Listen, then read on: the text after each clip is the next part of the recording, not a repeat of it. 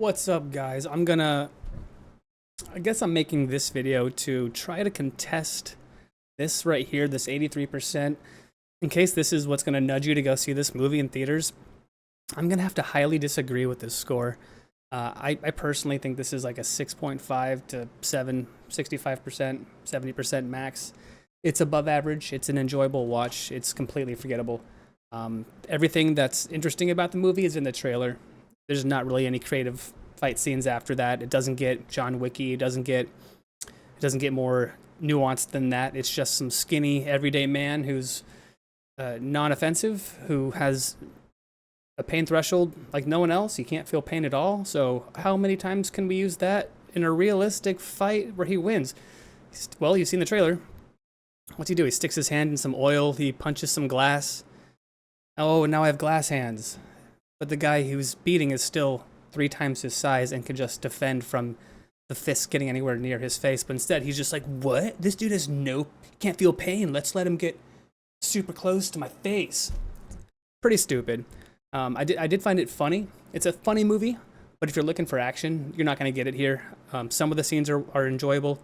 There's one pretty gory scene towards the end that, compound fracture stuff that I'm like, oh, okay, that's a little disturbing. That was interesting. That's not in the trailer, I don't think. But, and being a San Diegan, you can appreciate the movie taking place in San Diego, the friendliest, the classiest city in the country.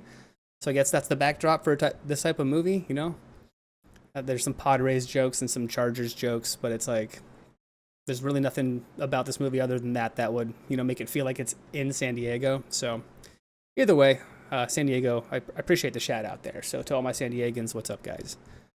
I think Jack Quaid is great. He's not as alpha as his dad is in terms of masculine energy. He's definitely got a little bit more of a feminine sort of feel to him, which is very non-offensive. He's very safe for mass audiences. I can see why studios are banking on him.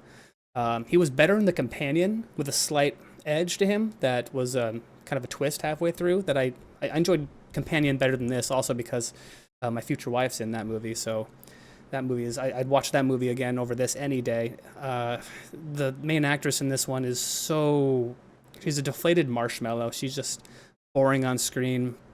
She looks like someone from Shark Tale, if you know what I mean. Like a CGI Pixar animated character brought to life by AI, If you're thinking of going to see this movie this weekend, don't believe the 83. I don't know how this movie got that good of a review. It's really not that good. Must-see movie. No, it's not. No, it's not. Really funny? Yeah, it's funny. It's actually pretty funny. I cracked up by some random side character in the first 10 minutes of the movie. It just cracked me up. He has this hilarious line. If you see the movie, you'll know which one I'm talking about. That got me. The comedic timing and the delivery were hilarious. That guy deserves his own movie. Loved this. Just a wild ride and a lot of fun. What to say about the casting? Casting makes this all worth it. Now, the casting was overall, okay, fine. It was okay. I like the main antagonist a lot in this movie. He brings a good energy, and he's pretty believable, because usually antagonists are pretty cringe, especially in, like, heist movies. And get on the ground!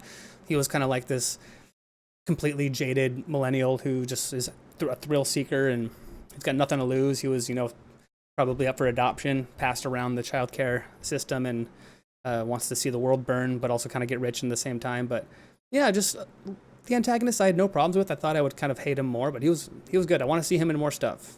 He was a good actor. Jack is fantastic. Yeah, Jack is great. Kick-ass movie. No, it's like reminiscent of Crank, right? With Jason Statham. He needs adrenaline to keep his heart going, otherwise his heart stops and he dies.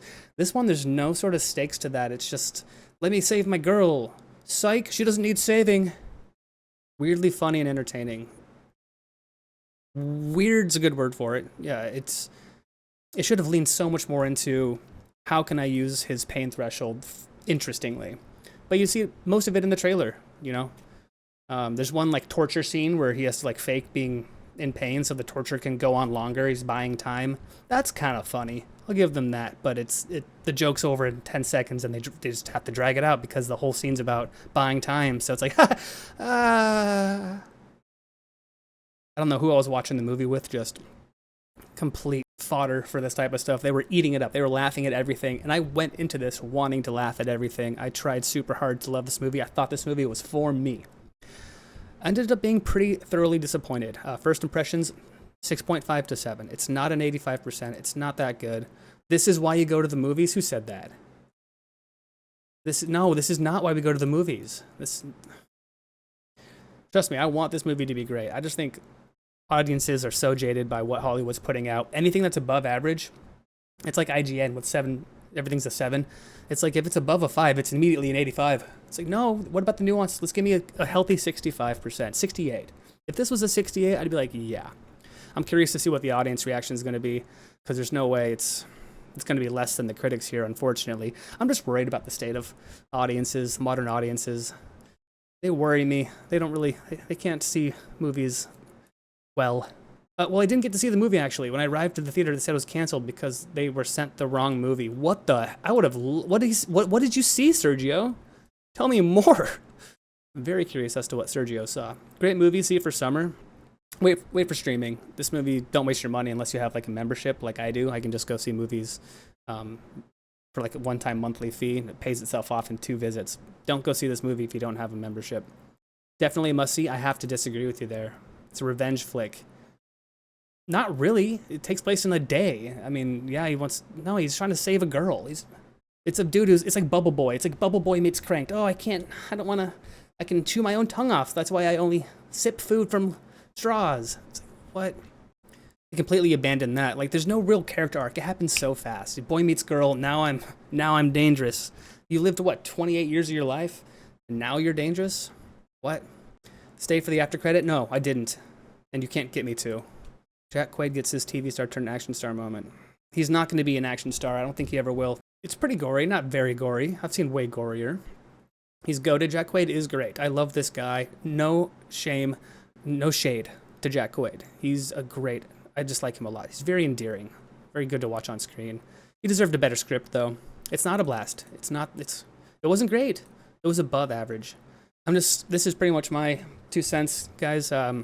It's not that good. It's not this good. It's not 83% good. It's about a 68% good. So in case that's something that's going to put you over the edge in terms of, oh man, it's getting great reviews, almost 90% on Rotten Tomatoes, take it with a grain of salt. I think the critics are just maybe paid here to kind of get people their butts in seats. You know, maybe they're getting a little tipped off because what a slow couple months for Hollywood, right? Post writer strike and actor strike, not much is coming out. So I'm getting a little suspicious vibes with this one. That's why I felt like I had to do a sort of a new format for this video. So let me know what you think, if we should keep this format going. Yeah. Anyways, see you guys soon.